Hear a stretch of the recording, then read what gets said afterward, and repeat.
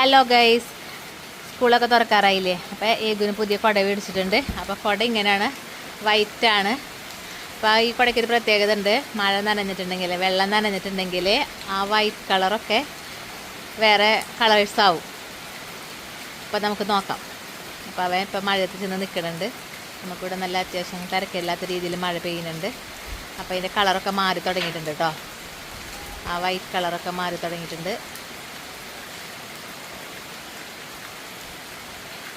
കാണില്ലേ?